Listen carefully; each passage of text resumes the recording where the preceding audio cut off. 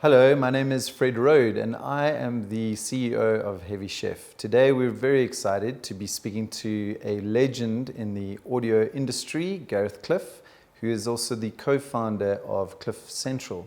We're going to be talking today about the journey of the last 5 years, transitioning from a traditional radio host into a creative entrepreneur.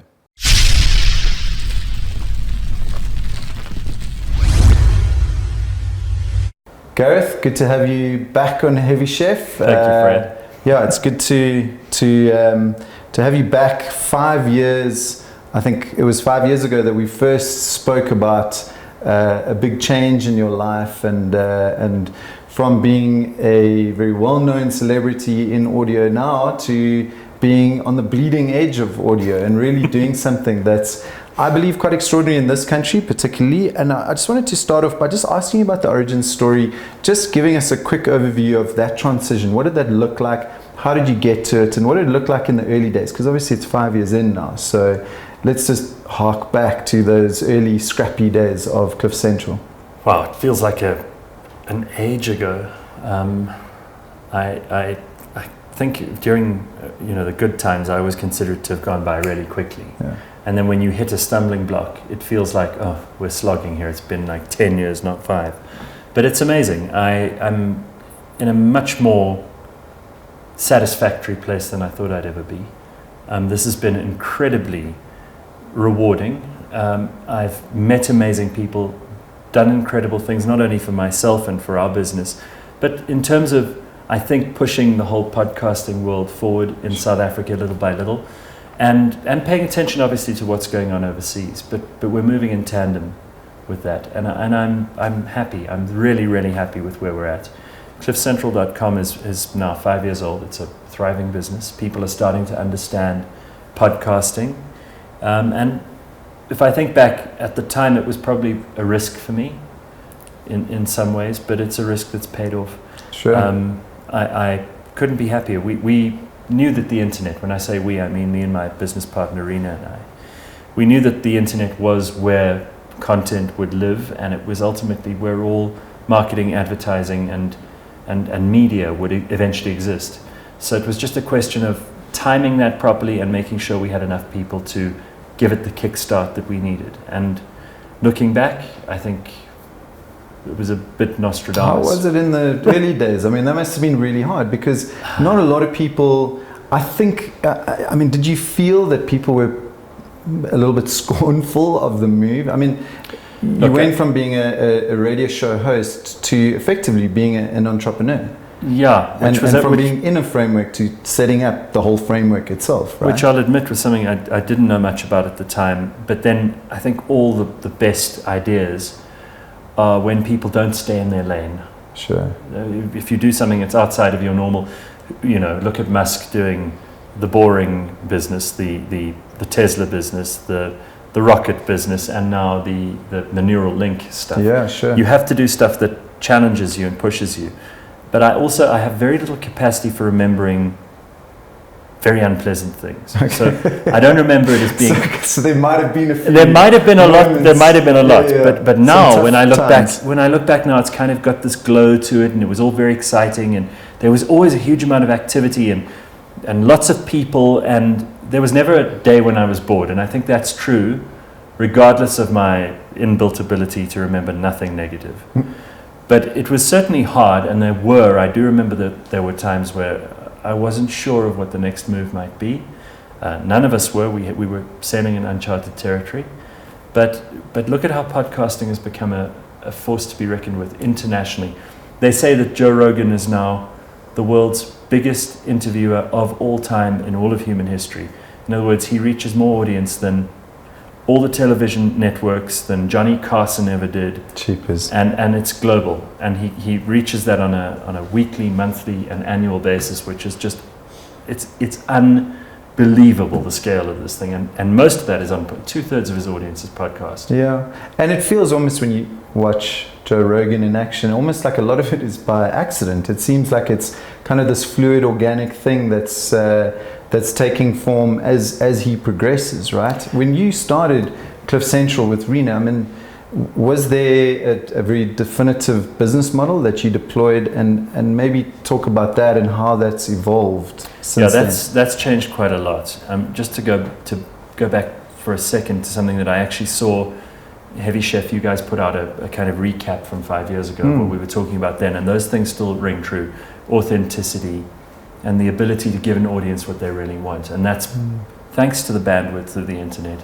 It's something which is more possible now than ever before. Sure. So those things were spot on to be in place with those ideas. And we called ourselves not an online radio station, but a content hub. And that's very much where we are now. We certainly went through an evolution of being initially an online radio station. Podcasting was one of the things we offered. That's become, we're now more a podcasting business that offers online streaming. Sure. And that difference is marked. The other thing is that we've been very quick to respond to market need in terms of creating content that is useful for brands. So for example, I mean, we're in Discovery, we've done 3 series for them. Sure. All of them on different subjects, which Discovery want thought leadership in, which they want to own the story of, and which they want to help their audience, their audience, to connect with. Okay. Everybody's in the content game now. You own a media business, I own one, so does the engineering CEO, the guy who runs a bricklaying company. They all also own a media company, and they need to run that media company effectively, even if they're not the best at media. So we step in where they have deficit. We say to them, we'll help you create content that is not only going to satisfy the audience that you are trying to build, but hopefully grow that audience, and we'll help you distribute it to a much wider range of people. Is there life for that live audience, the transmission of live feeds? Do you think that'll grow, or do you think it'll decrease? I mean, what is the sort of trajectory at the moment of that? Our experience is that it's growing incrementally rather than exponentially, because we're in a small market and there aren't a lot of people who can afford anything in this market. I mean, South Africa is not a growing economy. For sure. Everybody has smartphones. Everyone has more than one smartphone according to the research, but that doesn't mean that they have the data to listen to everything and to watch everything. Certainly I think that we're on an upward trend, and with respect to my show, which has been consistent and uninterrupted over these 5 years, we've seen a steady increase, but we've also seen that our core audience, the people that came at the beginning, have been extremely loyal. And it's a sizable audience, and these people are in our community, hook, line and sinker. They give us feedback all the time. They feel they own a part of what we're doing.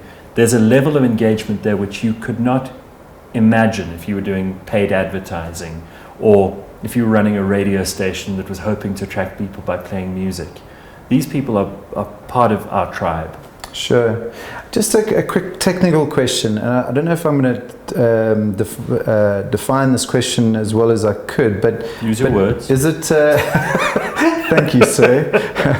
I feel like I'm back in English school again, but English class. But is it like a hub and spokes, with content being the hub, and then you've got audio as just one of the outlets? I mean, like take Joe Rogan for example, right?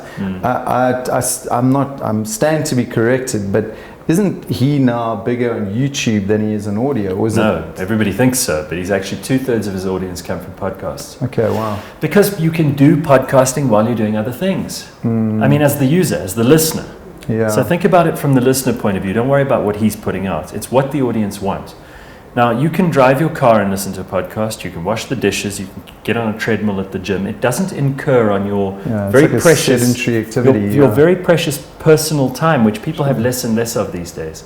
And we all want to improve our brains. We all want to hear interesting ideas. We all want to talk about something that we know at a braai or at a meeting or in small talk with a colleague that makes us seem smart. And you learn these things from podcasts. I mean, you get podcasts about science and technology, you get podcasts about business. One of them you hosted not so long ago. You get podcasts about geographical interest. I mean, there are all kinds of weird things that people are listening to. And if you listen to a 5, 10, 20-minute podcast about particle physics, the chances are, because you've come to listen to a podcast on particle physics, you're going to be paying a lot more attention than your average particle physics student at university whose parents are probably just paying to keep them off the street. And you're going to walk out of that podcast going, I think I know what's going on inside a proton while that charge moves between the quarks. Now I think I understand a little bit more. And if you don't, you rewind it and you start again. Sounds like you've just listened to one. No, this is something I want to do. I want to produce a podcast on particle physics because it fascinates me. Sure. We've just done a series with Taylor Blinds. They're a window dressing company. We've done a series with them on history, which you know I love. Yeah. So we take 15 minutes and we do Julius Caesar or Shaka Zulu or Mother Teresa or Pixley Kaisakaseme, and we talk about those people for 15 minutes. Now, you might not be studying history, you might not be that interested in history, but my God, you get to the next boring, beer drinking pre-rugby meeting with your friends, and you tell them about Julius Caesar because we've told the story in such a way that it's compelling. I mean, these stories are compelling. Sure. Right? And suddenly everybody goes, wow, Dennis over there is a lot cleverer than we thought. And Dennis is just borrowing the podcast to make himself sound smart. It's awesome.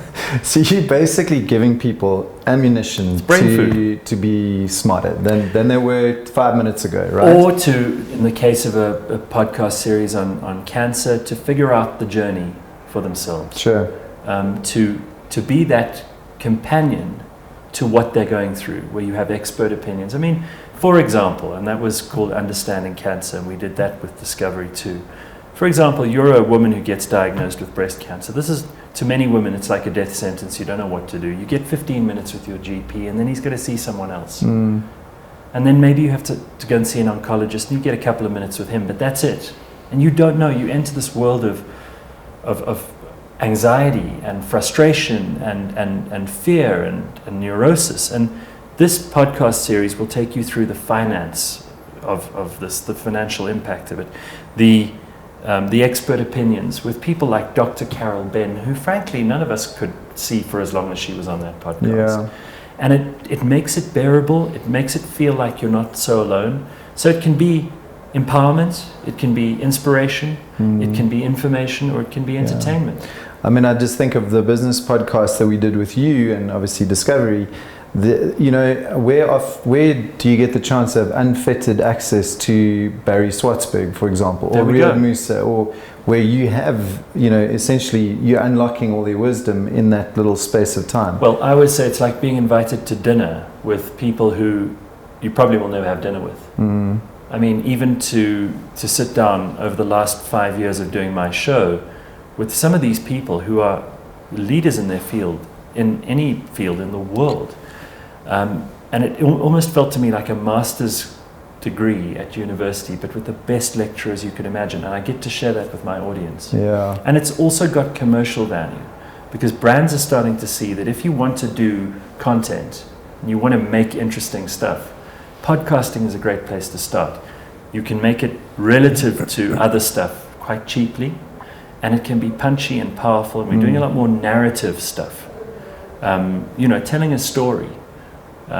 Kind of like the story of gin, for example. We're producing a podcast series now called Gin Cast, ironic and original, obviously. But it's the story of gin, and whoever owns that, whichever brand owns that, essentially owns the story of gin. Sure. Because that lives forever online, and it means a lot more than the packaging of your mixers in a shop. Sure. Or your point of sale advertising. Well, I mean, it leads back to the narrative that I think audio lends itself to, right? It's such an intimate medium.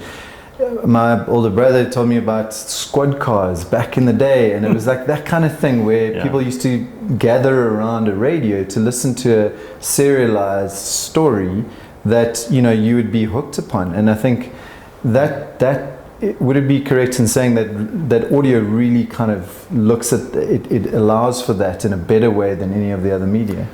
Well, there are a number of things that we quite like about audio, which is why we focus on that. And to go back to your previous question, there are all these other spokes. So we do video, we do visual stuff as well. We create memes, we do all the text, we put up pictures. That's all part of the story. But audio is powerful in that you can do other things while you're doing that, for a start. Second of all, it's the way we learn. We're evolutionarily predisposed to learn by listening. Reading is a new thing for humans. Reading's only been a couple of 100 years, and only for the elites at that. But we all learned by listening. And language allows us, and tone, and things like irony. You can add those into conversation and into audio in a way that you can't do them in text. And we look at social media, and we look at Facebook, Twitter, Instagram, Snapchat. They've got video, they've got text, they've got pictures. They don't have audio. And the reason is they can't catalog it and file it that easily. But also it's a much more, as you say, intimate way of people. If you've got a problem with your wife or your girlfriend, you talk to each other.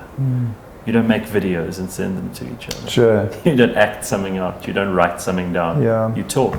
And I think, just with that in mind, you look at how people are really starting to get it. Off camera a little bit earlier, Rina was saying people are starting to understand why people are getting excited about it. just where are we now in terms of internationally? There's obviously a huge trajectory, and we can see the uptake, and the daily just hits 1 billion downloads, and you're seeing Joe Rogan and all of these guys bubble to the surface.